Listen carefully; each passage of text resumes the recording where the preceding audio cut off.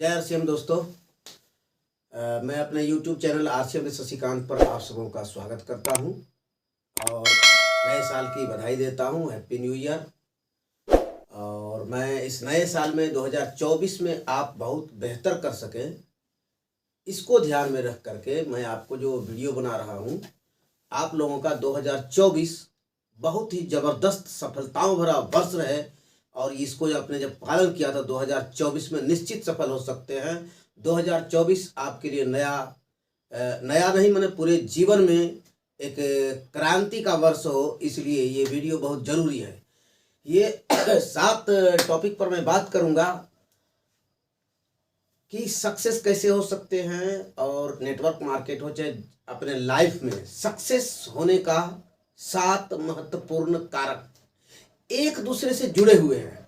राजा बनने से पहले, हाँ ध्यान दीजिए, राजा बनने से पहले वो जो प्यादा होता है ना, सिपाही, पहले सिपाही की भूमिका को जानना जरूरी है। सिपाही बने फिर राजा बने, यानी राजा बनने से पहले प्यादा बने, राजा बनने से पहले प्यादा बने, यानी राजा जो कर रहा है वह ना करें। क्या करें? जो करके राजा राजा बना है वो काम ही आपको करना चाहिए। राजा जो काम करके राजा बना है वही काम करना चाहिए। डायरेक्ट कोई टीम का कैप्टन नहीं बनता है, किसी भी मैच का कैप्टन, किसी भी मैच मतलब किसी भी खेल, क्रिकेट हो चाहे फुटबॉल हो और भी बहुत सारे खेल हैं। तो कहने का मतलब डायरेक्ट कोई कैप्टन नहीं बनता है, पहले खिलाड़ी बनता है, खेलता है, फिर वो उसमें योग्यता होती है तो वो कैप्टन बनता है। 20 वर्ष पीछे जो कर रहे थे आप वो हमें क्यों समझा रहे हैं?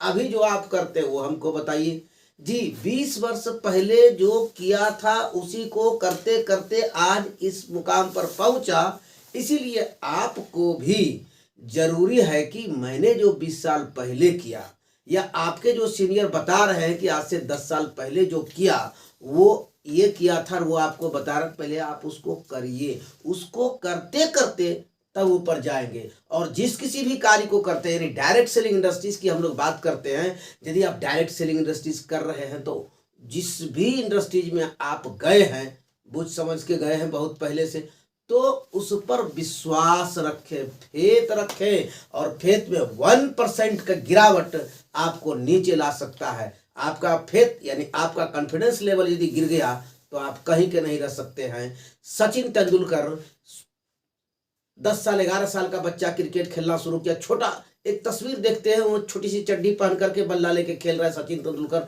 सचिन तेंदुलकर को ये समझ में आता कि मैं क्रिकेट खेल के बहुत आगे नहीं जा सकता हूं, उसका कॉन्फिडेंस लेवल डाउन होता तो सचिन आज सचिन नहीं होता। आप देखिए विराट कोहली की बात है, विगत कुछ महीने से, लगभग कहिए तो 1-1.5 साल से उसके बल्ले से शतक नहीं लगा। लोगों ने यहां तक चर्चा शुरू कर दिया कि अब लगता है विराट का कैरियर समाप्त होने वाला है क्या।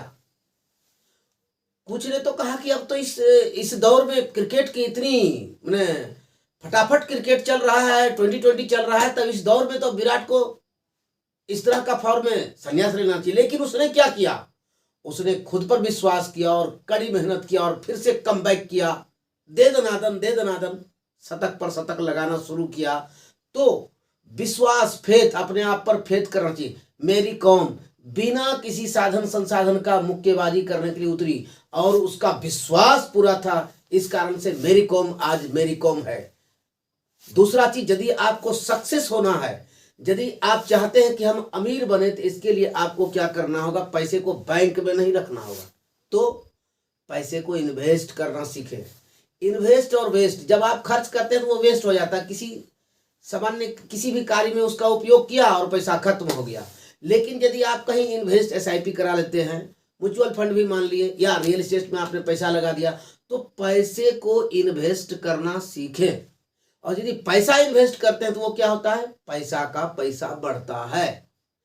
और यदि आप पैसा बैंक में रखते हैं तो आपका दिमाग चलता है, ये खरीद ले वो खरीद। तो पैसा यदि आप अपने पास रखते हैं या बैंक में रखते हैं तो पैसा खुद अपना रास्ता देख लेता है और आपको रास्ता बताता कि मैं इस रास्ते से जाकर के खर्च हो जाऊंगा।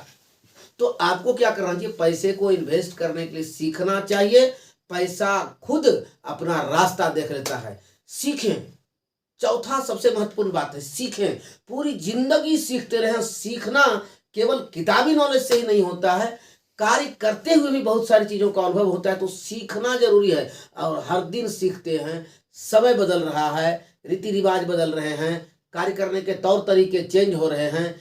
आज से 30 साल पहले मोबाइल, एंड्रॉयड मोबाइल नहीं था, व्हाट्सएप नहीं था, फेसबुक नहीं था, ये सब नहीं था। तो सूचना लोगों को क्या मिलता था? कुछ रेडियो से सुनते थे, कुछ टीवी से सुनते थे। लेकिन आज सूचना का इतना ज्यादा मैंने सरल हो गया है, आराम से मिल जाता है। फेसबुक, व्हाट्सएप, हर जगह कुछ ना कुछ आपको सूचना मिल रहा है और गलत और सही दोनों सूचना आ रहा है। तभी क्या हुआ? सूचने को फिर से फिल्ट्रेट किया जाता है, उसकी जांच की जाती। ये वीडियो किसने बनाया, कहां से बनाया, कैसे। तो बहुत सारा पहले सूचना का उतना फिल्ट्रेशन नहीं होता था जो आता था। अब जैसे समाज बदल रहा है, जैसे परंपराएं बदल रही है, उसी तरह से बहुत सारा चीज बदल रहा है, एथिक्स बहुत सारे बदल रहे हैं। तो हर वक्त सीखते रहे। पुराना सीखा हुआ चीज आज के डेट में, आज के जनरेशन में काम नहीं आएगा। तो आज के जनरेशन, आज के सिस्टम के अनुसार से हमको हर वक्त सीखते रहना चाहिए। आने वाला समय में फिर कुछ चेंज होगा, तो हम यदि सीखना छोड़ देंगे तो जानना बंद हो जाएगा। तो जानकारी होना जरूरी है। पावर ऑफ वर्ड, शब्दों का खेल, शब्दों का पावर। हम बार बार यदि निगेटिव बातें बोलते हैं, हम सोच सकते हैं, हम अब ऐसा सोचें कि जाने दो, ये काम हमसे नहीं हो सकेगा, तो नहीं होगा। मुझसे ऐसा नहीं हो सकता है, तो नहीं होगा। लेकिन उसी में देखना है कि इस कार्य को हम कैसे कर सकते हैं।